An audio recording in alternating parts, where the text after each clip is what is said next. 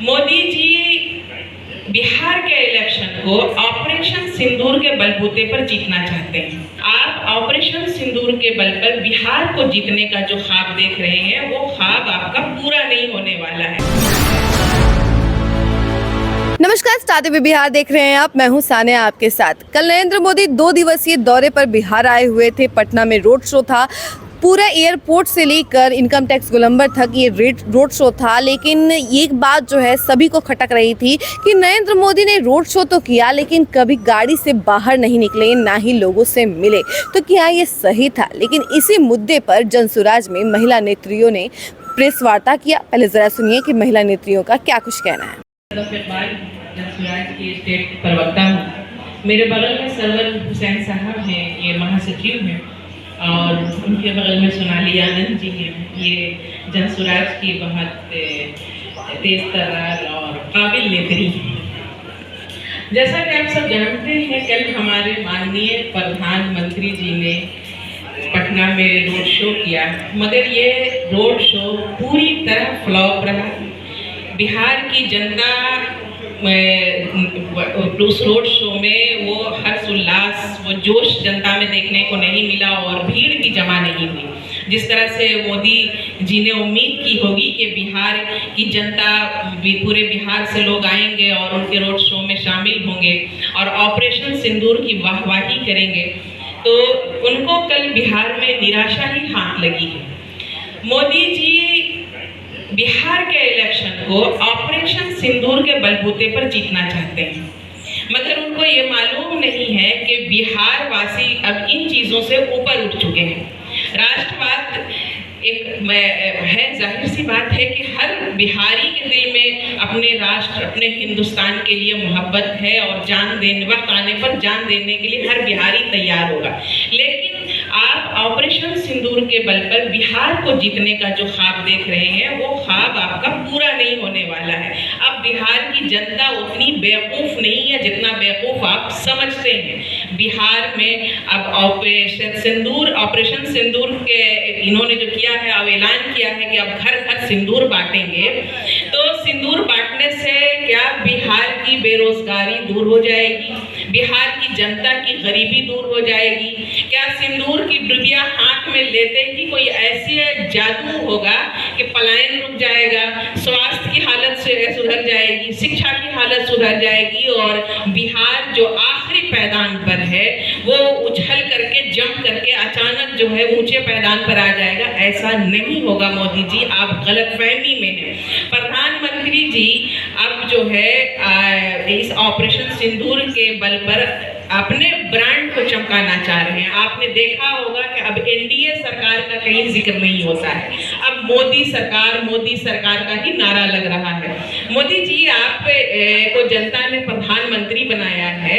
आप चीन से लड़िए, पाकिस्तान से लड़िए, सबको धूल चटाइए, मिट्टी में मिलाइए, जनता आपके साथ है, पूरी तरह जनता आपके साथ है और हर बिहारी आपके साथ है। लेकिन आप जो है उस जंग को के बल पर या उस जंग को एक तरह से ब्रांडिंग करके आप बिहार के इलेक्शन को जो जीतना का चाह रहे हैं, वो आप उसमें नाकाम साबित होंगे। और जिस तरह से बीजेपी ने राम मंदिर बनाया और राम मंदिर के बाद हिंदुत्व का मुद्दा जो है उभारा था और पूरे हिंदुस्तान को हिंदुत्व के रंग में रंग दिया था, लेकिन उसके बाद आपने देखा कि जब इलेक्शन का रिजल्ट आया तो उसका रिजल्ट क्या था, और वो उनकी उम्मीदों के बिल्कुल उलट था। तो उसी तरह इस ऑपरेशन सिंदूर के बाद एक राष्ट्रवाद का मुद्दा उठाया गया है और राष्ट्रवाद की आड़ में मोदी सरकार, मोदी जी, बीजेपी अपना हित साधना चाहती है और बिहार को जीतना चाहती है। लेकिन इसमें अब वो पूरी तरह विफल होंगे, नाकाम होंगे। अब बिहार की जनता इन चीज़ों से ऊपर उठ चुकी है। बिहार की जनता जानती है कि हमारी ज़रूरत क्या है। आपने 1 लाख करोड़ का जो नारा दिया था, 1.25 लाख करोड़ का, वो कहाँ है? मोदी जी, आप सिर्फ नारे देते हैं, जमीन पर काम कीजिए, जमीन पर उतरिए। हमारे बिहार की जनता का दुख दर्द तो देखिए कि हम किस हाल में हैं।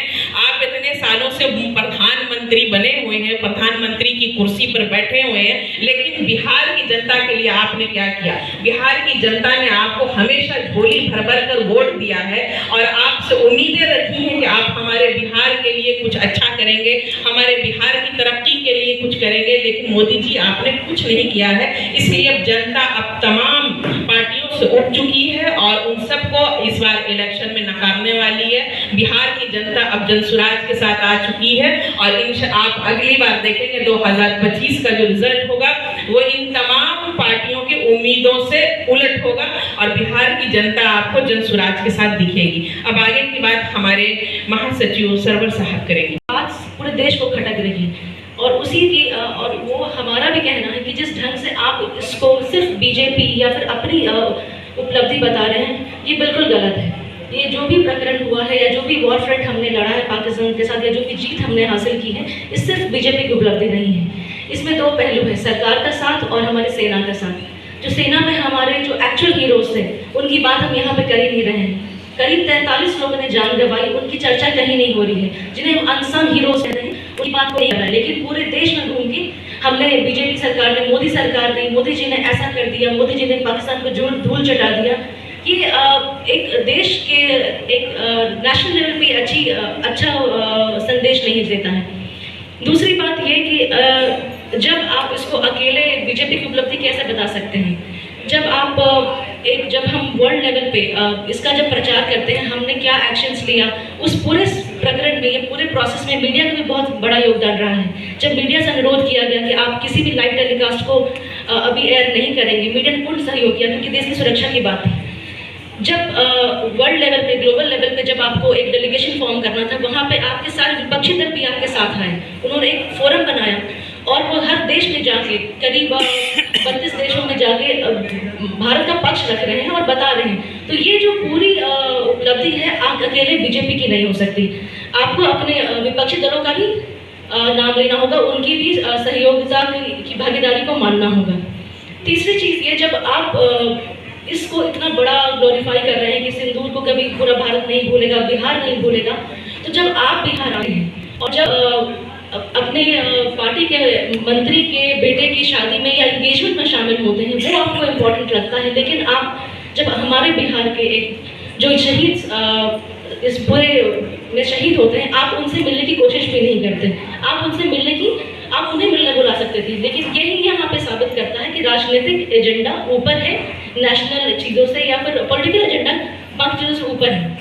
तीसरी बात ये, जब आप बिहार में कल रोड शो 5 किलोमीटर 6 किलोमीटर आपने रोड शो किया, पूरी जनता आपको लगे आपसे उत्साहित है मिलने के लिए। आपने दो रोड के दोनों साइड लोग अगर आपके साथ खड़े थे, आपको अपनी सुरक्षा का इतना डर था कि आप गाड़ी से बाहर भी नहीं निकले, जबकि आप अपने देश में थे। आप उनसे एक बार बाहर निकलकर उनका अभिवादन कर सकते थे। तो आपको और उन हीरोज़ के हम नाम लेना बिल्कुल भूल जाते हैं जिन्होंने अपनी जान गंवा दी। उन 43 लोगों का हम जिक्र भी नहीं करते।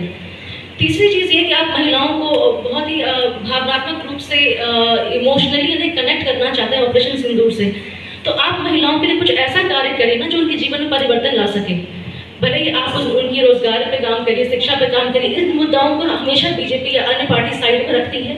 जो कहते हैं ना कि सडनली जो टीआरपी बेस्ड मुद्दा होता है, आप उसको हाईलाइट करते हैं। एक्चुअल मुद्दे पे काम करना ही ज़मीनी हकीकत को बदल सकता है। तो आपने सुना कि महिला नेत्रियों का क्या कुछ कहना था। महिला नेत्रियों का साफ तौर पे यही कहना है कि नरेंद्र मोदी जो हैं ऑपरेशन सिंदूर का क्रेडिट ले रहे हैं, बार बार ऑपरेशन सिंदूर का जिक्र कर रहे हैं।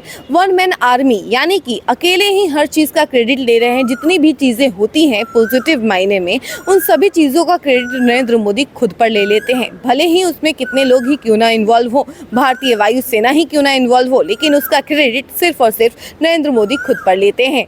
और साथ ही इन्होंने कहा है कि नरेंद्र मोदी हमेशा जब जब इलेक्शन होता है, जब जब चुनाव होने वाला रहता है, तभी बिहार दौरा करने लग जाते हैं। बिहार में भले ही वो 50 दौरे क्यों ना कर ले, लेकिन कभी अब जीत नहीं पाएंगे। ऐसी ही तमाम खबरों के लिए बने रहे हमारे साथ और देखते रहें स्टार टीवी बिहार। धन्यवाद।